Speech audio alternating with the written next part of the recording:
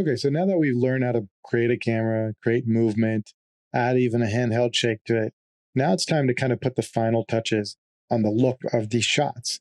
And we can do that by using the post-process volume and by doing one thing that cinematographers might use to help visualize the final look of the shot, and that's by using a custom LUT.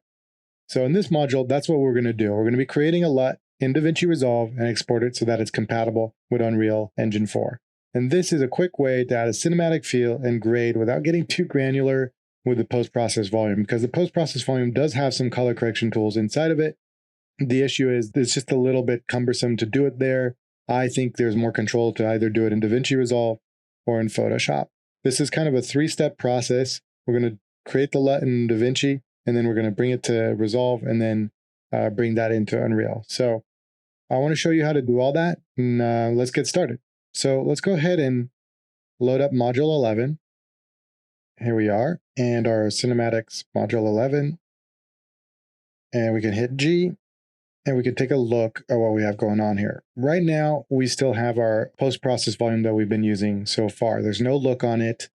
Even when I come over here to our close-up Ziva shot, we're kind of in the same spot we've always been. There's a little bit of a glitch here on Ziva. I'm just going to go ahead and fix that really quick. Sometimes the grooms don't reset properly. So I'm going to hit G again. And here we are, and we have our handheld push-in that we set up in the previous module. So the first thing we're going to want to do is we're going to go down to our post-process volume over here. And we're going to go search for a term called film. So look up film. And we have these options here that are, kind of grading options, kind of a little bit of both. Like you can flatten this out, and that's what we're going to do. We're going to flatten out our picture profile here so that we have the most amount of depth and exposure latitude to color correct. If I go to 0 here and 0 here, you'll notice we'll have a much flatter image here. And you can even go further if you want to adjust the slope and get even flatter, but I like to leave it right at default at 0.88 and then 0 on the other two. And so what we're going to do now is we're going to take a still of this shot here. So how we do that is we're going to hit the tilde key right here on the below the escape button like we've done before, and we're going to bring up the console command, and we're going to look up, we're going to type in high res shot, and you'll see it right there at the top. We go ahead and click that, and we're going to hit space 1920 x 1080 by 1080. We go ahead and hit enter. And what that does is it takes a screenshot of our viewport. Now, I recommend to kind of take a couple other shots as well. So let's do our close-up tray. Same thing. We're going to actually hit tilde. This time we're going to hit up on the arrow key. That's going to bring up our latest command. And we're going to hit enter again. High res shot 1920 by 1080. We've taken that still as well. And I even recommend doing one more just to kind of take a look at the LUT that we create, make sure it works for different shots. We're going to go through our wide, perspective, wide, and let's go ahead. By the way, you might have the wall in front of you. If you go back further than the wall in front of you, you remember what to do. Go to this 06 PD folder and just mute it. But we want them to be sharp, so let's go ahead a little bit closer like so.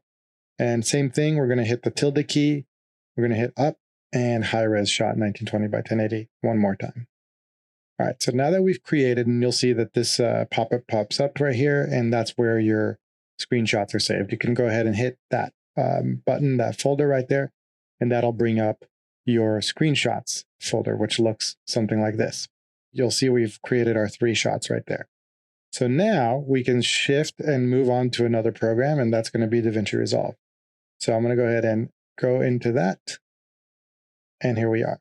You'll see I've already created a LUT and a look for this, but for now I'm going to undo that.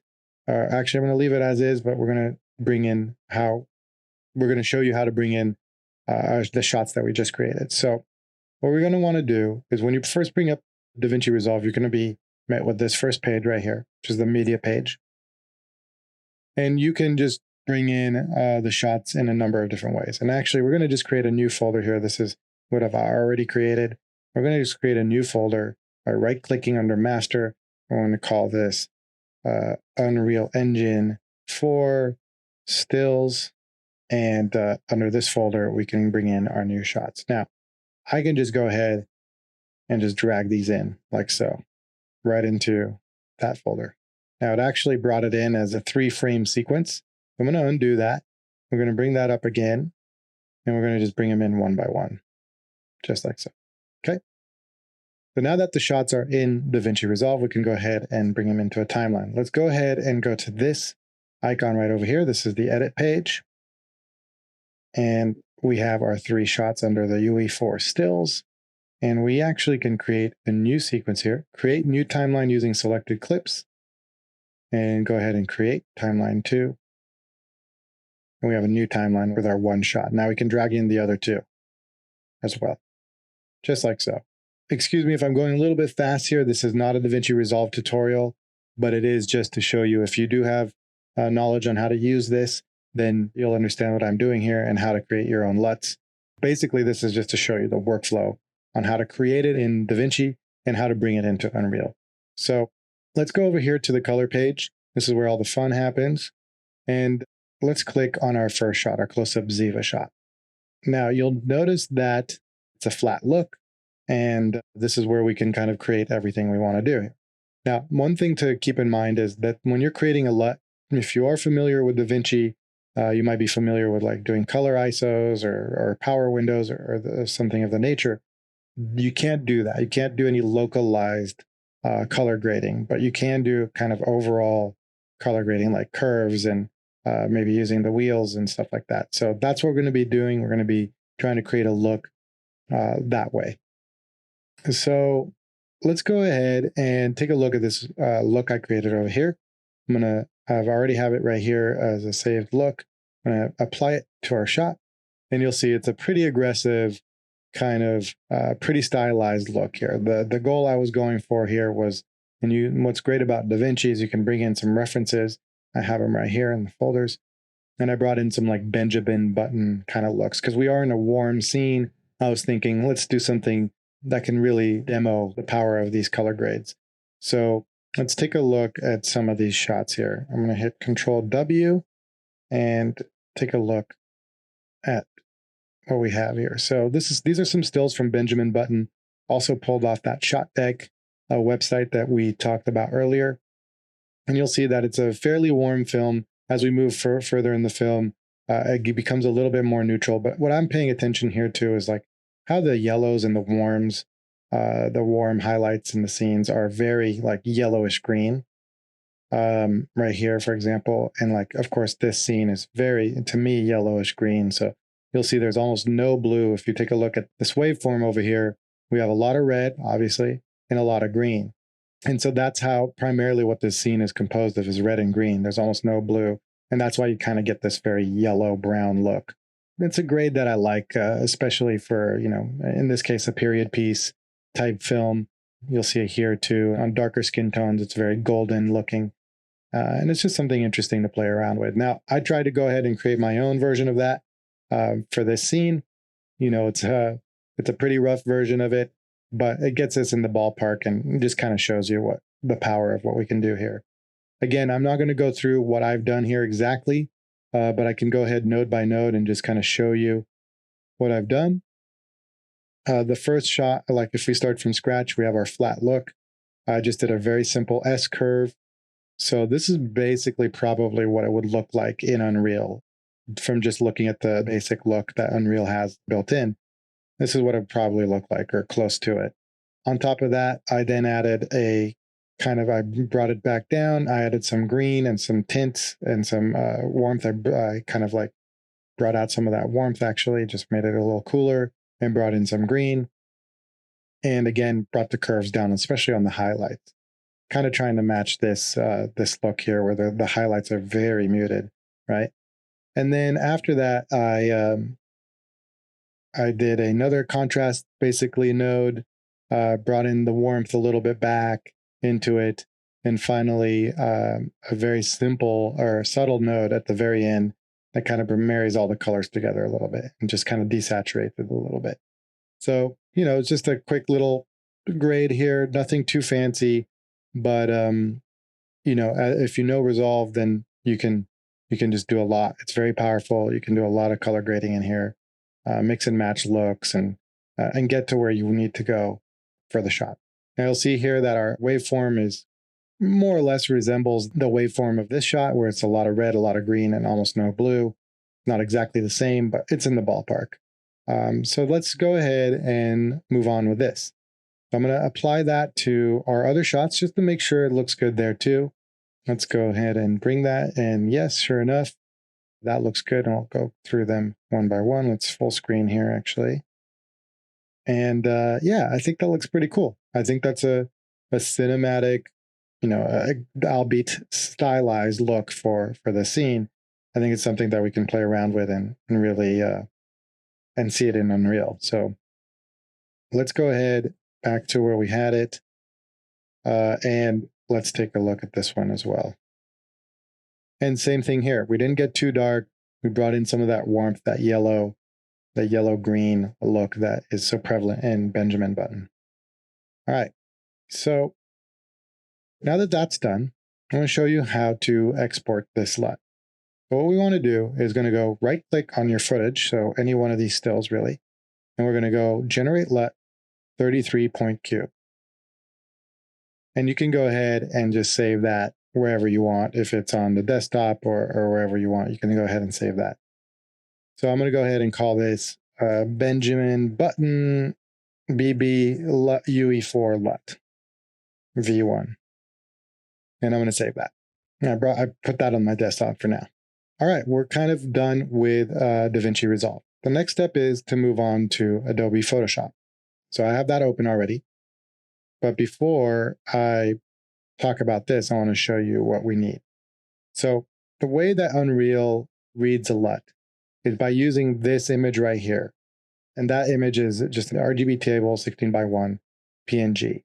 And where you might be able to find that is actually on this website right here. In the Unreal documentation, and you'll go to the rendering and graphics, post-process effects, and using LUTs. And on this web page, you can go ahead and download that image I was just talking about in Photoshop. And you'll see it right here. There's even a video on how to do all this stuff. And you can go ahead and right-click, save link as, and save that LUT texture example. And that's just going to be no look whatsoever. It's going to be a neutral LUT. So I'm going to minimize this, take a look at Photoshop here. And we're going to put this aside for now. We're going to go over here to our screenshots. And you'll notice that, they're flat as they should be. And I already have my color lookup table there. So I'm going to delete that for now, and I'm going to actually show you how to do that. So what we're going to want to do here is we're going to make a new adjustment layer, and we're going to go to color lookup. Under color lookup, we can call this BB. Why don't we call this BB UE4 LUT V1, just like we did on the desktop. And you'll notice nothing's happened yet. That's because we have to load our LUT. So let's go load 3D LUT. Click on load 3D LUT right here. And we'll go to our BB UE4 LUT V1, the one we just created earlier from Resolve. And you'll see it's a cube file. And we'll hit load. And there we have it. So now we have inside of Photoshop, we've been able to bring the LUT that we created in Resolve into Photoshop. Okay, so that's step one. Let's take a look at our wide shot, and sure enough, it looks good as well. So I brought both of these stills into Photoshop to make sure that it still looked right. Now what we're going to want to do is we're going to copy paste this adjustment layer that we just created, and we're going to want to bring that in to this file right here. And I'm going to hit paste, and you'll see that we've now applied that same adjustment layer with the BB UE4 LUT that's on this image right here. So if I on off that, you'll see there's a contrast adjustment and a bunch of other stuff, right? It's a little bit greener, etc. So we know that it's working. Next step is save this file. So we're going to save this, save as, and we want to make this a PNG. So we'll save it as copy so that we have the PNG option, and we're going to save it as a PNG. And we're going to call this BB UE4 LUT V1. We'll call this strip, LUT strip V1, so we know what it is. Or actually, maybe we'll just call it 4 UE4 So we know that that's the one, that's the final image that we need for UE4, BB LUT for UE4. And I'm again just going to save it on my desktop for now. And I'm going to hit save. And I'm going to hit OK. And there we have it. Now we can go back into Unreal and load this image that we just created. I'm going to go to Unreal, and we're going to go to our content browser over here. We're going to our root folder, and we're going to go to LUTs. And you'll see there's a couple already created here. I'm going to go ahead and import to this folder. We're going to look up for our BB LUT for UE4 View 1. That's our PNG file. We're going to open, and there we have it. There's our new LUT that we've brought in. And let's go ahead and double click on that. There's a couple things we got to do here to make sure this works for Unreal. We're going to scroll down here, and we're going to change this from texture group to no MIP maps.